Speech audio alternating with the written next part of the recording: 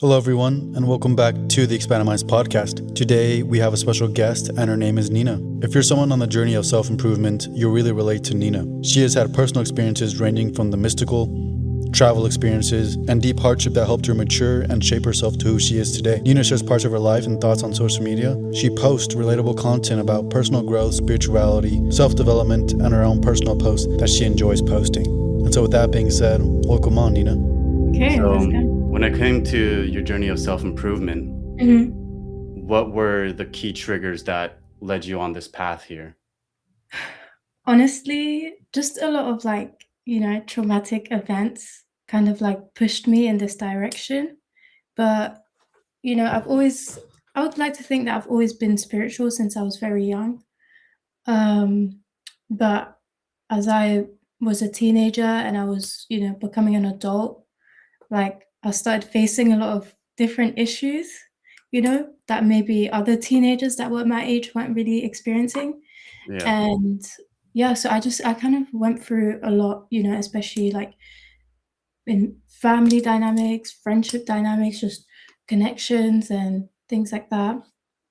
And yeah, I felt like I learned a lot through, past situations that have happened.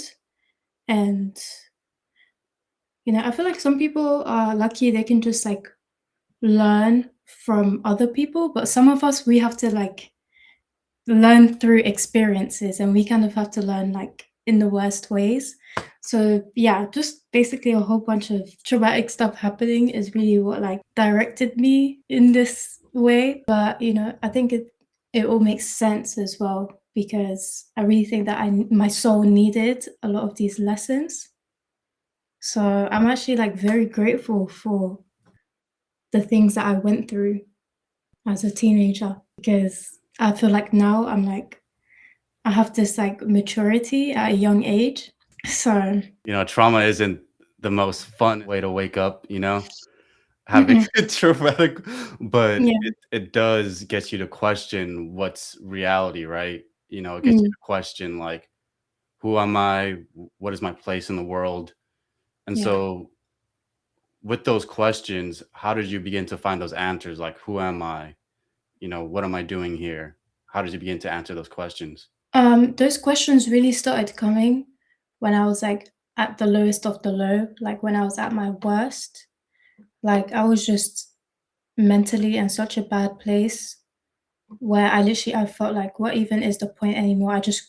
It was so hard for me to even be able to imagine that there was, like, a light at the end of the tunnel. You know? Like, it was just a very, like, dark time for me mentally, and, I tried so many different ways to distract myself from what I was feeling, but none of it worked. None of it was working, so it got to a point where I was really just forced to sit down with myself and to actually start asking myself, like, questions like, "Okay, what do I actually how do I actually how do I actually get better?" Because I've tried different things to end my life or to hurt myself, and none of it ever worked because I'm still here. So clearly I have a purpose.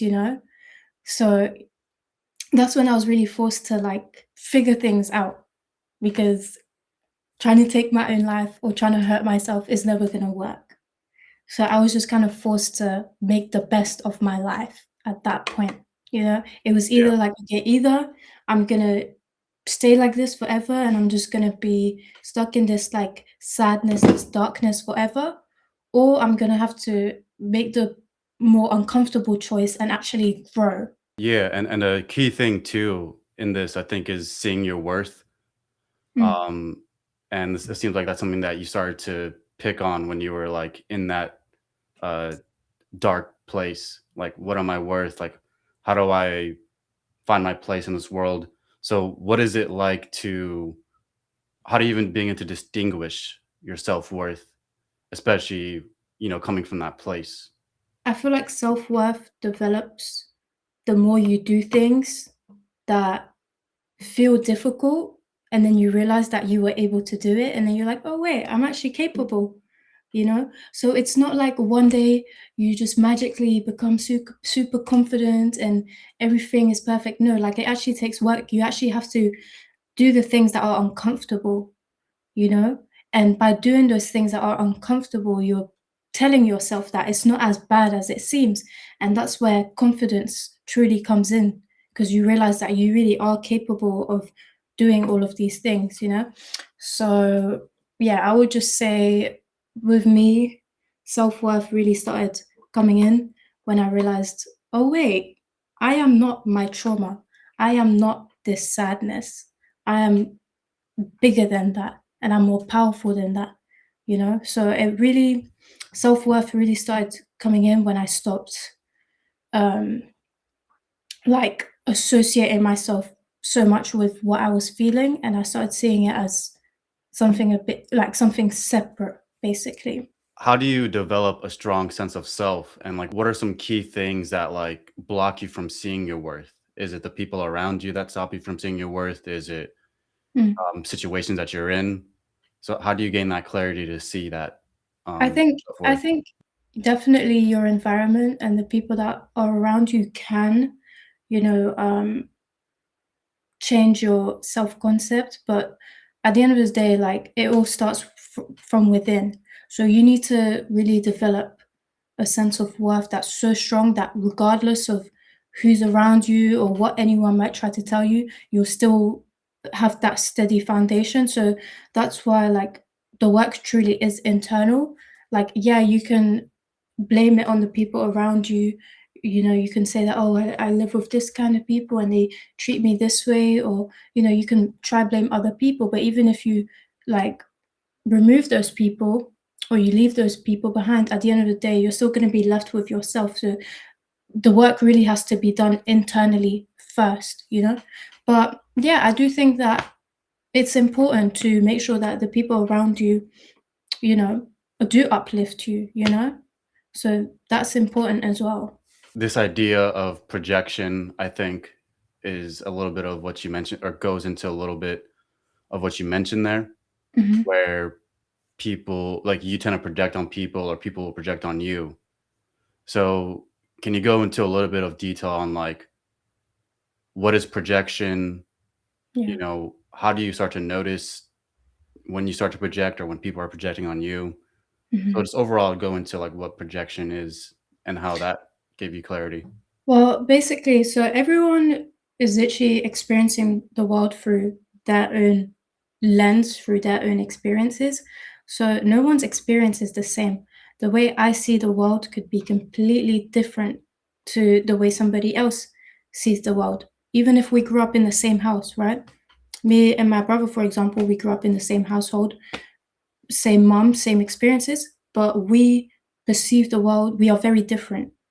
Me and my brother are very different, and that just goes to show that everyone is really like in their own universe, and everyone is basically just constantly projecting their own universe and their own experiences outwards. So that's why it's important not to take anything personally, especially the things that people say to you or say about you. Because again, everyone is speaking from their own experiences, everyone is speaking from their perspective. And same with us, right? Same with me, you know? Like, this is why I say, like, someone could compliment me, someone could be rude to me. I'm not gonna take either of those too personally, because again, it's all about what the other person is experiencing. You know, I can appreciate a compliment for sure, but the same way if I get too excited by someone complimenting me is also the same way if someone is rude to me, that will also affect me very deeply. Yeah. So yeah, so I'm kind of like I'm very like neutral now.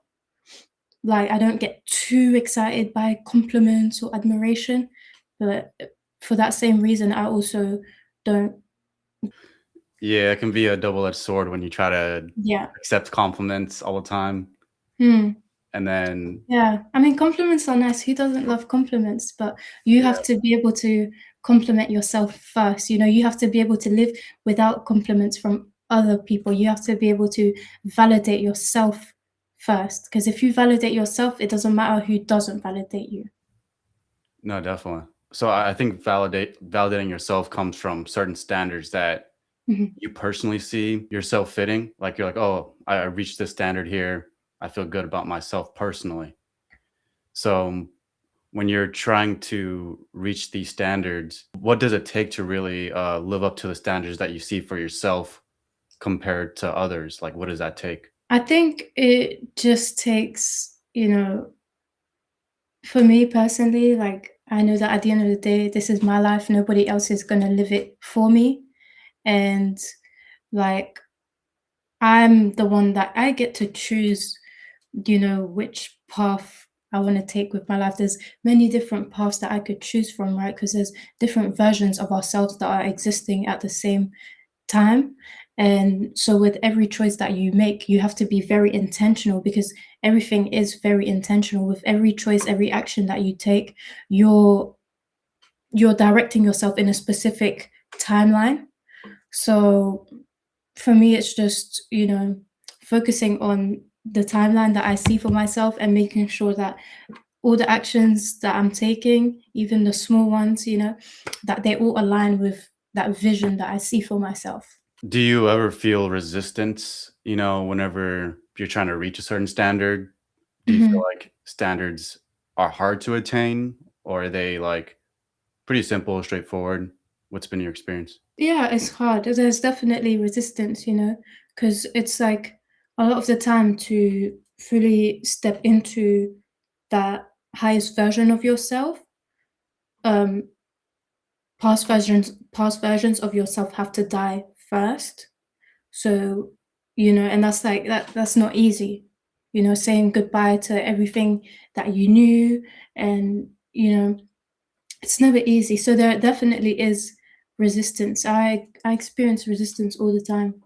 But that's why I'm realizing that it's actually important to slow down. That's something that I've realized recently, that it's important to slow down because I noticed that before I was rushing, like I would constantly be rushing because I felt like I had to be this specific person by a specific time. But the thing is, when you're rushing, it's because you're in survival mode. You're in survival mode, and then that puts you into performance mode. And that's actually the worst way to get to your manifestations or to become the best version of yourself because you're in performance mode. So that's why I've realized that slowing down is really, really important. And actually, the quickest way to get something done is by doing it slowly and by being very present and being very intentional with everything that you do. Yeah, yeah, that's Mhm. right. Yeah, yeah. And so when you're slowing down and you're paying attention to like your own pace, Mhm. like is there a certain rhythm that you get into when you're going at your own pace here? Like, are you finding rhythm in your movements? Like, what does it feel like to Yeah. start to slow down a bit? Yeah, yeah. Like I've noticed, and this is very recent, that I've been slowing down. And I'm already seeing such a big difference because it just feels like everything like that I do within my day just like melts into each other. Like I don't know how to explain, but it's like you actually get into like this flow state and like you forget time even exists because you're being so present and like things just become so clear when you're not rushing. Because when you're rushing, you're not being present, you're not thinking, you know? So when you slow down, you really gain a lot more clarity on situations. And that's why, like, I think it's also very important to take a step back sometimes, actually, because sometimes, again, we try to like rush into this version of ourselves, the highest version of ourselves. We try to force everything, but sometimes that can all get too overwhelming. So sometimes actually like taking a step back and just saying, okay, you know what, I'm not going to do anything, I'm just going to focus on being present. That's actually sometimes the best way to make progress. Yeah, exactly. Yeah. People pleasing is another thing I wanted to bring up. Yeah. What is people pleasing and what is it a byproduct of? People pleasing is what someone does when they feel like they're not good enough unless they please other people unless they put other people before them, you know? Yeah. And they feel like, just them being them and just existing as they are is not enough. It's like they feel like they have to, like, overgive, basically, and that I think that can stem from, most of the time, like, childhood for most people. Yeah, that's something I personally had to work through as well, and I still have people-pleasing tendencies sometimes, but yeah, I think that's something that could really be so ingrained in a lot of people when it comes from childhood, and, like, especially if you feel like you have to, like, perform or, like, be a certain way to impress people, so that's really what I think people pleasing stems from. Well, I think also part of it too is like in family dynamics, you talk about it coming from childhood. It can Yeah. be like manipulation from a sibling, parent. Mm. Everyone has a different family dynamic. They talk about just concepts like the scapegoat, the narcissist, the Yeah. all those kind of concepts that kind of then when you go into the real world, then it gets even exponentially more interesting, you could say, how Yeah. people move about. Establishing boundaries is a very important part, to overcome those kind of things. How do you first develop the awareness around it that you even, you know, people please? Because I think sometimes people unconsciously do it and then they Yeah. act like, oh, why is everything going wrong? Or why don't my relationships work out the way they do? Yeah. And um how do you develop self-awareness around it? Well, I think me personally, I just started realizing that I felt drained, I felt like energetically people kept taking from me, but I wasn't, like, ever getting anything in return, you know? Yeah. And so all that does is, like, it depletes you, it drains you, right? Because there's some things give you energy and other things siphon your energy, right? And it's just about being very aware about how you feel when you're interacting with certain people. Do you feel like because sometimes, again, it can be so subtle that you don't even realize that you're doing it. So the best way to tell is, how do you feel after spending time with those people? Do you feel like you feel tired, like your energy has been drained, you know? And usually that's because energetically you are pouring into them, right? So that's what I noticed a lot in my life is, after hanging out with people, I would feel depleted, but they would feel full of energy. And that's literally because they had taken on all of my energy, and they had, like, literally taken all my energy, whereas I was left with nothing.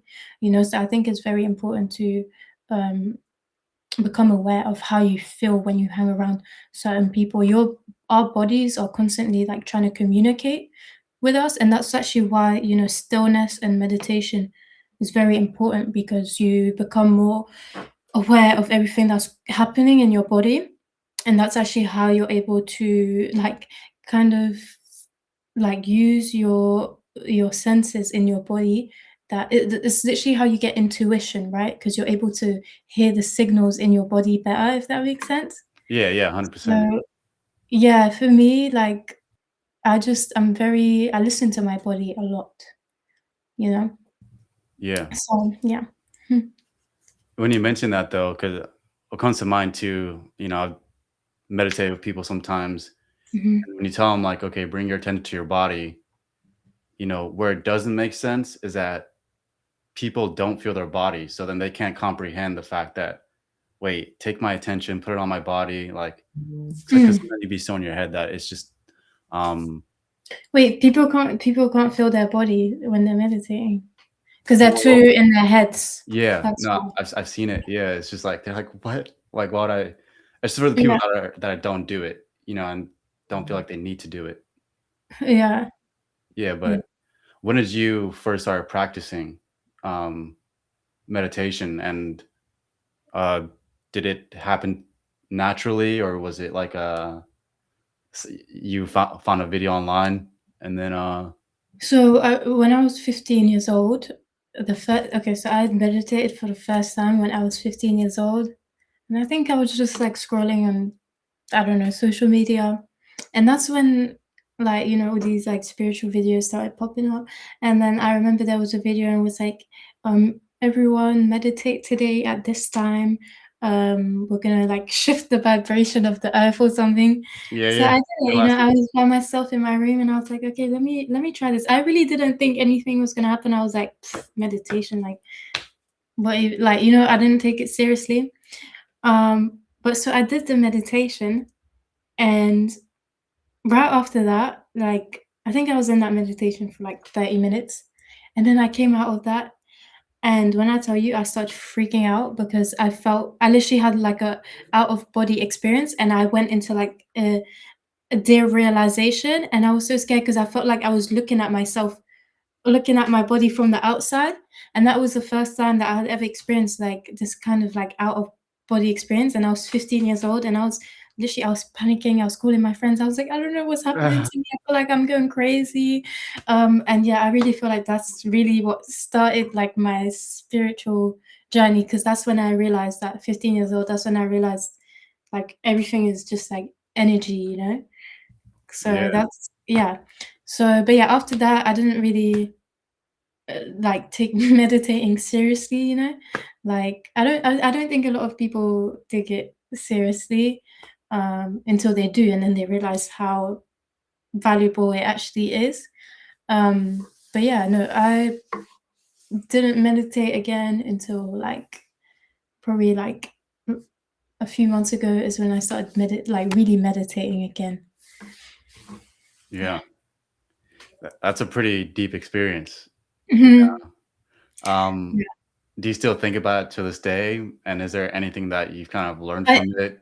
You know, I that's think a valuable? lot about being 15 years old because I don't know, something about me when I was 15 years old was I don't know what I was doing at 15 years old. I was just experiencing all kinds of crazy stuff, and, like, I really think, like, when I turned 15 is when I, like this new cycle began for me, like, I don't know, but this whole, Yeah. like, crazy spiritual journey, like, started for me when I was 15. So, yeah, I do think about it a lot because that's where everything started. But, like, what do you know what the number 15 means in numerology? Just No, but asking about now that. I kinda wanna look it up. Yeah. Should I look it up? Yeah, I think so. Yeah, yeah. And Um, you I what's your think life path number? I don't even I think it's a I don't know actually. Okay. Yeah, yeah. Uh, But 15 though, I was thinking because it is a I forget its meaning, but I think it has a very significant, mm, uh, stance. Like, my jersey for soccer was 15 mhm, back in the day, yeah, and I chose that number because it just stood out. I remember just subconsciously just being like, "I don't know, I like that number 15," and yeah, yeah, yeah. yeah. What does it say? What is It it? says, independence, leadership leadership creation, freedom, change, yeah. I don't know, that Generic, but it I'm fits. gonna no, it's a generic thing, but I wanna, Yeah. like, properly look into it after. Yeah, it's gonna take a deep dive, huh? Yeah, A deep 'cause dive. that actually made me think, like, maybe the age 15 has something to do with it, I don't know. Yeah. Yeah. Do you go deep into like numerology? Because like they I'm do. not Go yeah. ahead. No, yeah, I'm not really, like I mean, yeah, I know my life path number, you know, I do my research on it every once in a while, but I'm not, like, super knowledgeable about it, you know? Same with astrology, like, I don't know that much, but it's things that I'm interested in for sure. Yeah. I mean, do you see it as essential, or is it just something that made you curious and you kind of just look here and there? Yeah, Decided I think it is essential. I think, like, there's a lot of meaning behind it. I think there's a lot of truth behind numerology and astrology as well. And I actually think that, like, looking into those things deeply can really, like, help us, like, understand our purpose a bit better. So I think there's a lot of truth and benefits to numerology. What did you learn about your life path number? Like, what did you learn from it? What is it? Yeah, I'm a life path 5, and it's so accurate. Like, us life path 5s, we are just crazy about we really value our freedom. We're very adventurous. We're very like free spirited. We like to explore, and that is just so accurate. Like numerology, you need to look up your life planner because it will be very accurate, Yeah. especially if you do like a deep dive into your astrological chart. Like a lot of things will make sense. Yeah. Mhm. So you journey inwards, right? Yeah, Yeah, okay. And what has been a key insight internally that resonates with you till this day? a key insight. Yeah, that you realize by going within. Mm. Oh, that everything starts from within. That's what I realized. Everything starts from within. Every desire that you want, you manifest everything based off your internal state. So I realized that even like all of the negative things that happened in my life, I also manifested those things. You know, it maybe subconsciously, but I still manifested those things. And yeah, I just think journeying within, it taught me that everything is all connected. We're all one. There's not really separation. Separation is really only like an illusion. And I've actually been like, it's been making me want to like slow down and again just be present. And it's made me realize how a lot of this matrix stuff or like this external world stuff, none of it is really that important. Like it's all an illusion. Like Yeah. all of this stuff, it's none of it really holds substance, like money and material possessions and things like that. Like sure, like they're nice to have, but none of those things actually hold any substance. Like none of those things are gonna fulfill me in life. Like that's what I realized. I used to think that, like if I got really, really rich and like had like all of these material things and all of these, like relationships and stuff, that I would be happy and fulfilled. But I'm starting to realize that that's not actually what's gonna make me feel happy and fulfilled because I've already seen glimpses of those things. And with those glimpses, I realized that that's not really what gives me life. That's not really what like lights up a fire within me. And I think for me, like what I really value is literally like joy, peace, and like emotions, feelings and real experiences. Real experiences. Like I don't care about like I don't know, even if I'm, like, traveling or something, right? Like, I would rather take, like, a authentic, like, trip where I'm, like, with the locals and, like, seeing the real lifestyle of the people in that country than, like, stay in, like, a super crazy, like, luxury resort, like, all-inclusive breakfast and everything. Like, no, like, I wanna experience life. I wanna experience, like, the rawness of life, Like, all that, like, material stuff, it's nice, but it's also boring. Like, I think like after a certain point, all of that stuff is just boring, you know? Like it's never gonna Yeah, yeah. be fulfilling because at the end of the day, like our souls, what we crave is a lot deeper than just this physical stuff. Because again, all of this physical stuff is not, none of it is really real. So that's never what's gonna give you that like energy from within. So that's really what I've realized, and that's why now I'm really prioritizing like feelings, experiences, rather than focusing on like having specific like material possessions and like things like that. And I actually think that's the best way to manifest, is to manifest from a place of like um a soul purpose rather than this like material illusion. Yeah. What are some other key principles of like manifestation that you kind of stick to or practice? Mm, One of them, like you're saying, is like the feeling of the wish fulfilled, or like having that feeling of the person you already want to be.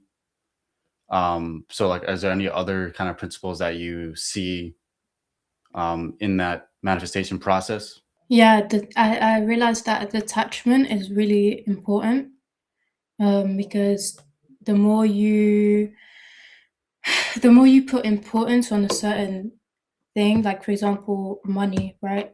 A lot of people put money on this pedestal, and that's why they never have money because they see money as something that's above them, right? When you have to feel like you're above money. You shouldn't feel like money is the end goal. You should see money as a tool that you can use to actually go after your sole purpose, you know. But as long as you keep putting these things above you, as long as you, for example, keep putting this certain person on a pedestal, you're never actually going to get them because internally you're telling yourself, I'm not actually worth this because this thing is above me, you know. So it's actually like it's really important to learn to feel whole within yourself, and like really you have to know that you're that bitch or you're that guy. Like you really have to know that internally, and you have to feel that way about yourself regardless of what you have or don't have. So even if you have no money, even if your car right now is not working, or you know, you still have to feel like you're that guy. You still have to feel like you're that girl. You know, and that's how things will just keep coming into your life because it's all about vibration, right? Like you can have nothing, but as long as you act and you carry yourself like your royalty, life will meet you there, you know. So it's very important to practice detachment from these things. Don't put them on a pedestal.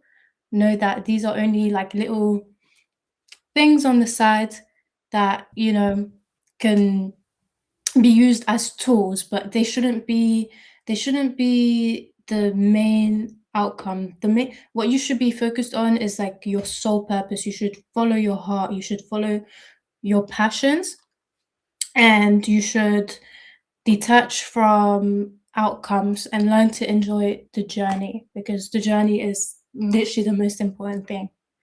So yeah, I kind of went everywhere with that, but that's just how I speak. So No, yeah, no, it makes sense. You talk about like, for example, you're in a place where you don't have it, but you still gotta like know that you're that guy, mm, or know that you're that girl. And when you're watching your manifestations unfold, it's order and chaos, right? It's that kind of like that mm, play. And everything could be chaotic on the outside, right? But the world is a mirror is also another kind of principle. yeah, Kind of just let things reorient itself from order to chaos back to order. yeah. Um, have you seen that happen too? Like for example, you want to manifest something, and then you're like, it's just gonna come to me, and then everything goes to chaos, and then it reorders itself how you want to, or how do you see manifestations unfold? Well, something that I've realized also is that a lot of people they think that okay, once I get this thing, then I can finally become that person. Then I can finally start acting and behaving like that person. When that's not actually how it works. You have to become that person first, and then the actual thing will come to you, right? So people think like, oh yeah, like once I have this amount of money, or once I have this car, or once I have this lifestyle, then I'll be confident. Then, or with girls, it's like once I get, I don't know, once I become prettier or blah blah blah, then I'll be confident. But no, the confidence has to come first, and then all of those things will naturally gravitate towards you because that's the laws of the universe. The universe has to meet you where you're at energetically. It has to. That's how it works. So that's why I said you could have nothing, you could be broke, you could, everything could be going wrong, but as long as internally you keep feeling like you're that guy, you're that girl. Because at the end of the day, like your soul is very, very valuable. Your soul is no amount of money could buy your soul. Like no amount of money, nothing is more valuable than you, than your soul, than your spirit. No amount of money is above you, as long as you, but only if you keep telling yourself that, then that will be the case for you, you know? So, Yeah, like, it's very important that, like, you sit down with you, and this can take a long time. This can take, none of this is easy. Like, it takes a lot of, like, again, journeying within and, like, remembering who you are to reach that level of confidence to where nothing outside of you can make you doubt yourself, no matter what anyone says about you, no matter how the whole world could turn against you. And as long as you look in the mirror and you love who you see, you'll be good, right? But to even get to that point, like, you really have to remember who you are, not on a physical level, on a spiritual level, on a soul level. You have to remember who you are, and that's the thing. A lot of people, like, they've forgotten who they are. They've forgotten that like all of this, right? All of this external reality, it's not the external reality and then your soul is just a part of it. No, this exists within your soul, right? I don't know if that makes Yeah. sense. Like reality is literally just us projected outwards, right? So you have to remember that you're the creator, you're the boss, right? You're the boss Yeah. here, and like, yeah, with that kind of mindset, you don't even think about manifesting specific things because you already know that good things are going to come to you regardless because you know who you are, right? So, Yeah. and that's actually why that's why the people who want things the least are always the ones that get it. That's why rich people keep getting more money because they don't really care because they already know that they're gonna get more money. They already feel so they're detached. They're not like, like begging for money or. So it's that detachment that keeps attracting the money towards them, basically. So the more you know who you are, the less attachment you feel to these material things, the less you actually feel like you need them, the more those things will actually be attracted to you. Yeah, definitely. Mhm. And when you talk about it not being easy, right? Because I agree with that as well. Or Mm, sometimes it does come easy. I've seen, but sometimes it is a challenge. mhm. And it kind of goes back to what we're talking about earlier with projection and like, you're wanting to be this person or become this person, but people on the outside are telling you, no, you're not. Or like Mm, they'll assert themselves over you and try to tell you who you are. yeah. Has that been a challenge of yours as well? Like trying to stay aligned with who you are? Yeah, like it's hard to fully step into that version of yourself, that higher version of yourself when like everyone around you is trying to remind you of who you used to be, you know? Yeah, So definitely. that's why environment is important, like, I think that's why I think, like, I highly value solitude.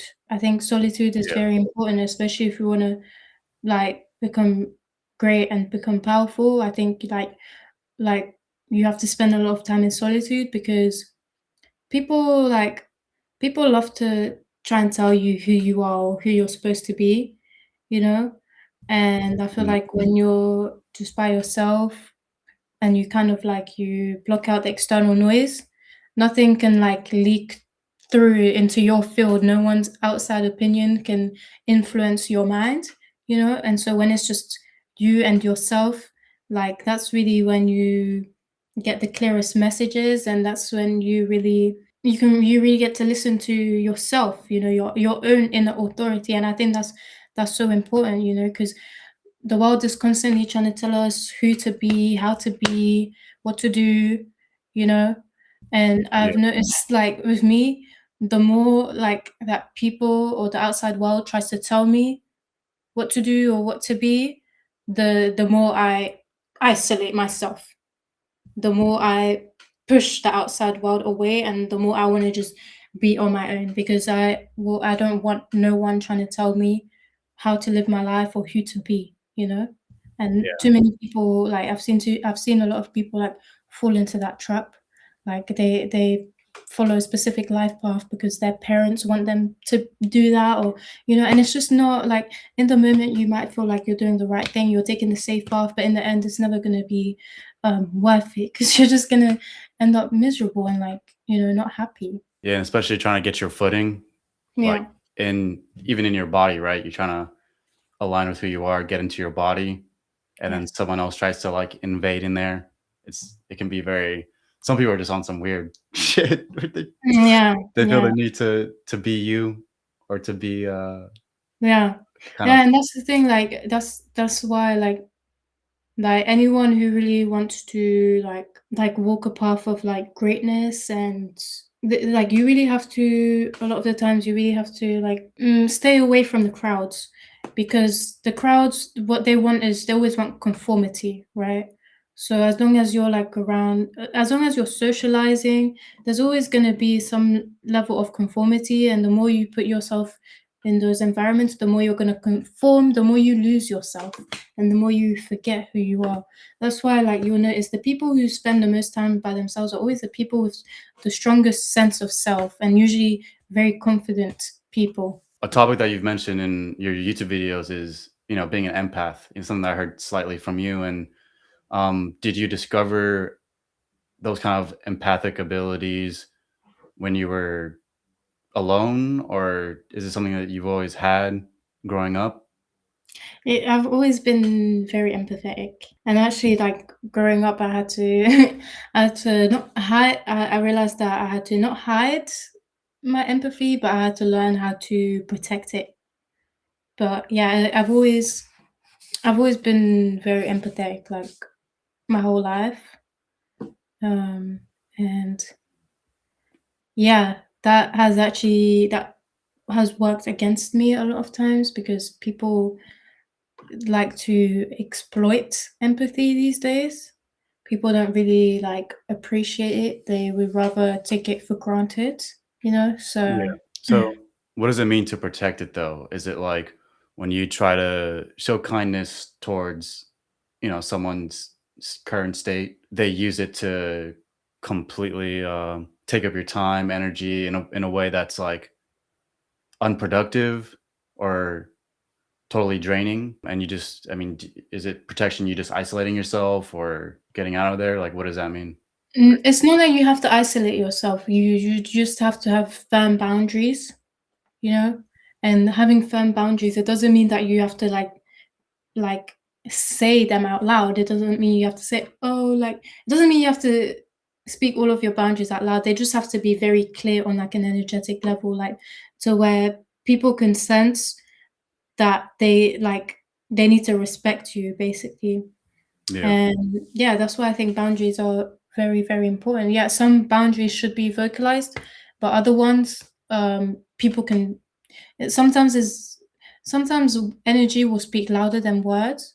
So sometimes it's the way you engage with someone, what you choose to reciprocate, that can really like show someone because people like to test the waters. People like to, see how far they can take things with you. So people will try little things here and there, and that's why it's very important. Like as soon as you notice that someone is trying to, like violate your boundaries or trying to, you know, try some shit, like you have to make it very clear, like no, that's the only way people will actually learn to respect your boundaries. What are some like key details that you've learned about people when having an empathic gift? What are some key insights about people too that you've come to understand? A lot. Yeah. Something. Okay. Well, which one should I talk about? Um, hmm. I need something more specific, like in terms of relationships, friendships, because there's a lot of things that Um. people do. Yeah. Yeah. I'll say friendships. Friendships. Friendships. Uh huh. Well, me personally, like I could speak from a female perspective, right? Yeah. I Sure. my like experiences with friendships has been very it's not like what a normal person would experience, I guess, because again, most people are comfortable with conforming, right? Most people, that's what they naturally do. They conform based on who they're around. With me, I'm someone, I've always been a very like free spirit. I've always liked to do what I like to do. And what I've noticed is that actually that triggers people a lot, especially like within group dynamics. So I like some people don't do very well in group group dynamics, especially if Yeah. you're very much someone who is on their doing their own thing, isn't trying to fit in with the crowd. Like people will really resent you for that because it's like you become a mirror, like you reflect back to them how they're being fake and performative, so and that's what I realized. I can speak from like the perspective of someone who is more in their own world a lot of the times, especially as an empath as well. Like people will try to either change you or destroy you, basically. When they feel like they can't possess you or control you, they're gonna like either try to destroy you or something like that. So that's why, yeah, I think it's very important to be intentional again with who you choose to have around. And that's actually something that I learned from Solitude as well. So, like spending a lot of time alone actually taught me how to um differentiate what kind of people I want in my life and what I don't, because it's like I'm no longer like looking for people to fill a void for me. So it's like if I'm choosing to have someone in my life, if I'm choosing to be someone's friend, if I'm choosing to be, I don't know, someone's partner, it's actually because I choose them and like because I like them. It's not from a place of like trying to fill a void or like from a place of desperation. So that's why I also think that, yeah, like learning to spend a lot of time by yourself is very important because you start to really be able to tell what you like and what you don't like and what kind of like friendship dynamics work for you and what don't. And then I feel like when you know how to spend time by yourself, when you actually enjoy your own presence, like you just want to be around other people who also have like similar passions. Like you're not looking for like a drama or like again like just this toxicness. You just want to like find other people who have similar passions and you just want to enjoy each other's presence together, without all that other like extra stuff, all that drama and Yeah, exactly. yeah. Yeah, peace is a very, I would say it's a form of currency, you know? It is. It's the most powerful thing. Like that's something no one can take away from you. Money can be taken away, your car can be taken away, your relationships can be taken away. All of these external and material things can be taken away from you one day. You can have them one day and the next day they're not there anymore. But something that can't be taken away is the peace that you've cultivated for yourself internally, the love that you know, the love that you have for yourself, the inner strength. Those are things that can never be taken away from you. So those are always going to be more valuable than any of this other stuff. How about relationships? What about them? What are some key insights, when it comes to you showing empathy maybe towards, someone Mm. else or Oh, I someone, think, yeah. yeah, especially as a woman, like I think especially if you're an empath, like it's very, very important. I mean, but even men as well, like just as an empath in general, when it comes to like relationships, it's very important to have boundaries, strict boundaries, especially at the beginning, And something that I've realized as a woman is people, when you're an empath, people they don't just see it as like they don't see it as something to be grateful for. They see it as like, oh, okay, maybe this person is easy to take advantage of. Um, and Yeah. that's why like it's not that I had to like hide my empathy or get rid of it. No, like I think empathy is very important to have and it's actually what the world needs. But it's about knowing where to direct your empathy, you know? Because as an Mm, empath, people constantly want to feed off your light. People constantly want to feed off your kindness, right? And takers, all they know is take, take, take, take, take, but they will never give back. And as soon as you stop giving, all of a sudden they will turn against you, right? They yeah. don't like take anything, they don't appreciate anything, right? So some people, like people will never be happy. You could give them everything, they'll never be happy. So I think like it's important to know where to direct your empathy and yeah, I think oftentimes we have this desire, like we feel like we have to save people, we have to save everyone, we feel like it's our responsibility, but it's really not.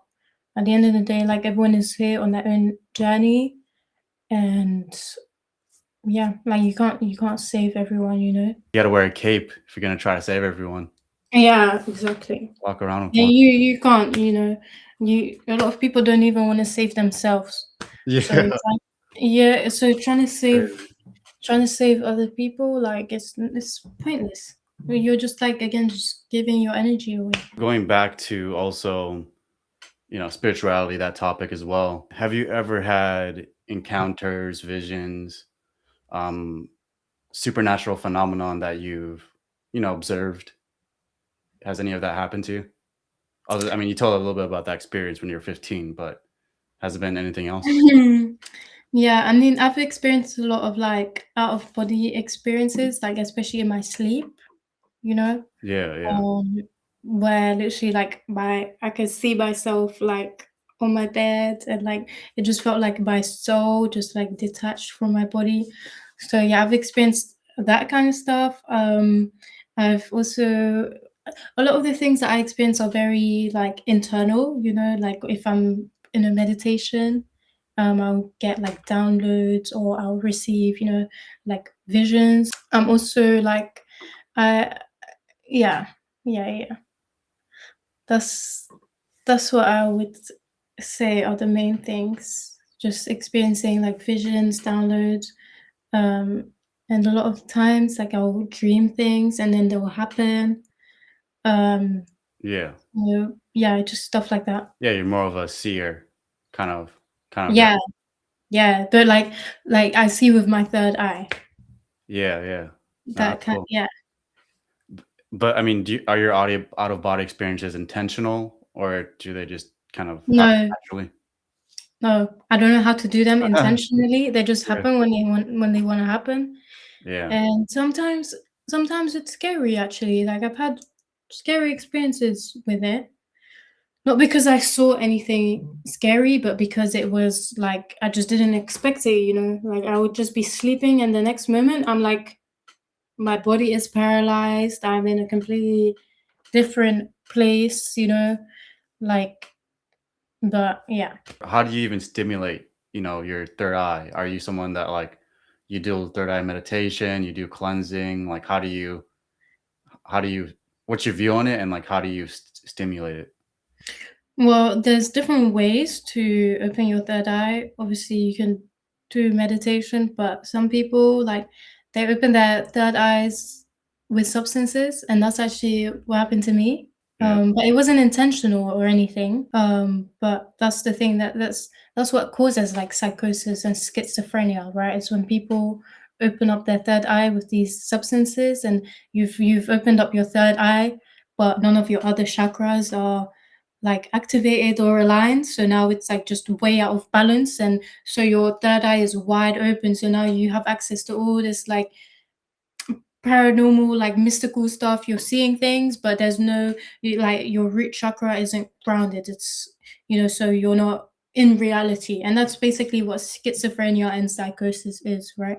But yeah, yeah, so for me, like the way it happened was basically through using substances, like even like weed and things like that. Like they open up your third eye.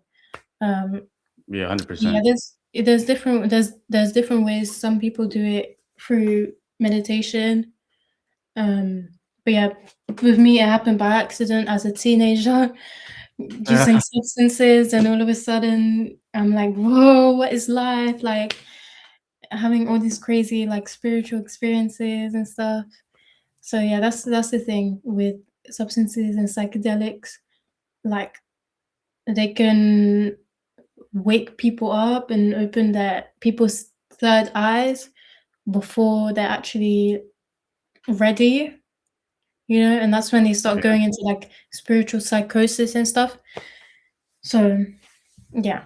yeah. No, I know all about that. So Yeah. it's yeah, definitely opens up different realms, and the psychosis part, Mhm. is yeah, there's definitely a warning, like for people that try to go heavy into that, like all their stuff, their eye opens up, but then they have no to like Yeah. in La La Land, and it's Yeah.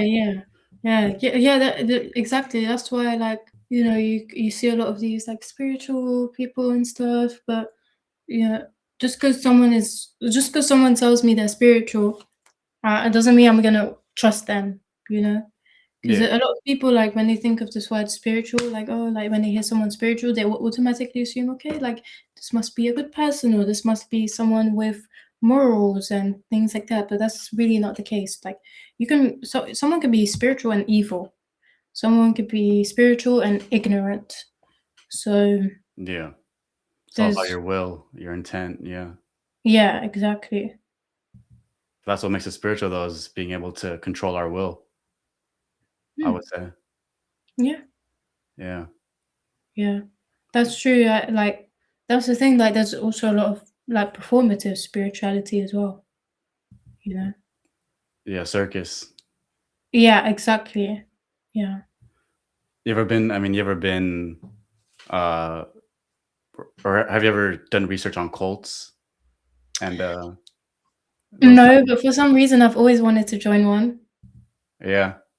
Like not Some on hidden, some weird shit, hidden on but weird. Yeah. like Yeah. I get it. again, like I have this like adventurous soul, so I just want to experience different things, and I've always been like kind of curious, you know, like I wonder Yeah. what be happening in obviously not no crazy cult that does like Baby, sacrifices baby and stuff. weird Yeah. No. stuff like that, but I don't know. Yeah. No, it's out there. You just gotta know. You just gotta, you just gotta, I mean, I know there's all it's out different there. types of cults. Like I know in London there's a whole cult that's like dedicated to like aliens or something. Oh yeah.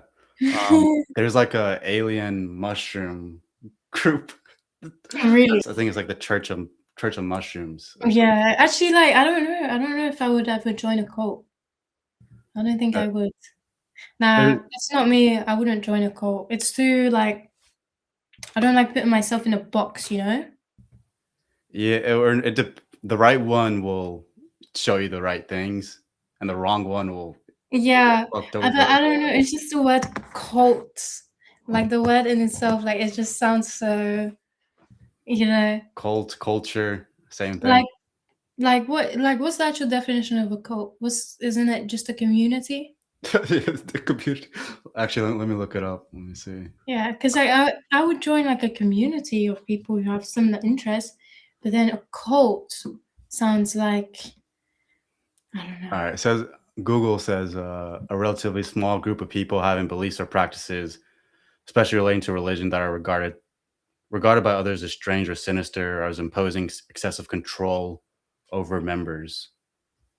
But Oh, I think what you're kind of saying though is like esoteric, like being part of like an esoteric group where yeah. like you have, because some people will take vows of secrecy, vows Mm, of like different kind of vows that make them distinct from like you know the rest of society, hence the term cult, like yeah.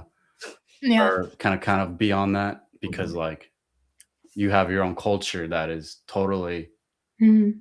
not seen, you know, and Like, just like a secret society. yeah, Mm. but there's people out there, that I'll tell you, it's crazy. Maybe I'll create a cult one day. Yeah, maybe you'll get powerful enough in your solitude and Yeah, but I yeah, don't know. I don't think I wanna create so a cool. cult. That's funny. No, I don't think I would ever wanna create a cult. It'd be a lot of responsibility that you gotta people may Yeah, like, I don't know. I don't know, like, I just rather have people leave me alone. yeah. Like, I don't know, I'm not the type of person to make a cult, like, leave me alone. You know, go do your own thing. That's my vibe. You know, there's I mean, even in movies kind of depicted quite ritualistically when you have like a main leader and they're Mhm. off in their I mean, they're off because the main leader, obviously they develop mystery around that person, and Mm.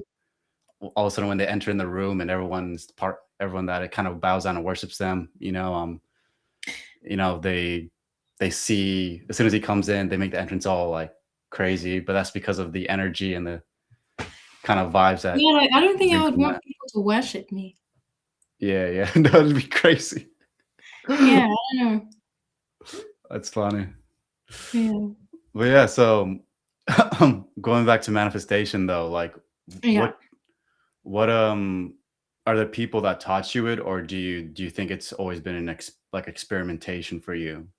What works, what doesn't? Yeah, it's been definitely like an experimentation thing. But to be honest, like I understood the law of attraction when I was really young. Like I was probably like Yeah. 8 or 9 years old when I understood what the law of attraction what the law of attraction was, and I was actually use it to get my parents to buy me things that I wanted. Yeah. So I've actually been like since I was very young, I've actually been like but it was never like conscious. Like it's not like I was 10 years old and thinking to myself, "Oh, this is the law of attraction and I'm manifesting and I'm using this technique." No, it was just like an intuitive thing. Like I had this like understanding from a very young age for some reason that like if I want something, I should just act like I don't want it and then I'll have it. And that's just the mindset Yeah. that I had since I was very young.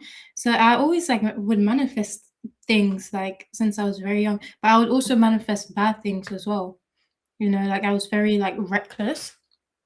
But yeah, no, it's definitely been more like it's been a mix of like, you know, people watching things or explanations of people like teaching how to manifest and then but also a lot of it is just from like personal experience and like um through just learning on my own, seeing what works and like trying to make sense of things and like just connecting the dots and seeing how everything is just like everything's connected basically. And yeah, I mean, it's still to me, it's like something that I'm trying to perfect. Like I'm trying to be really, really like really good at it to where like I can just like you know Yeah. I'm at a point where I feel like I have like a quite a good understanding of like how to manifest. And that's the Mhm. thing, like that's the thing that a lot of people don't believe in manifestation or they think it's like some woo-woo thing because but what people don't understand it's not like just some magical like write your wishes down on a piece of paper and then it will magically come true. No, that's not what manifestation is.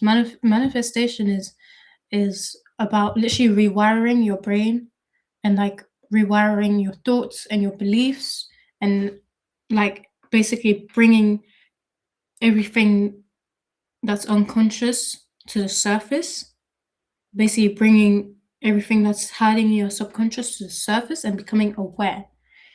And once you have that awareness, you can you can manifest things from that, you know? You can become very yeah, you can become a very powerful manifester. But it's not just some like magical like even witchcraft, like it's all of it is actually psychological. It's all psychological, but Yeah. people think it's like some like magical woo-woo thing, but it's all connected to the mind and perception. When it comes to like you talked about breaking down subconscious beliefs and things in your subconscious, like belief is a huge part in it, right? Like we all believe or have trust in something, whether it be, I mean, belief kind of a simple example is like certain dogma or certain ways or habits that you think work for you. Mhm. And when you deconstruct that, like you said, it kind of, or what you're kind of hinting at too, is like it kind of reorients your perception Mhm. and opens up a new pathway, like neurologically, but as well as Mhm. like the way that you act and talk, changes.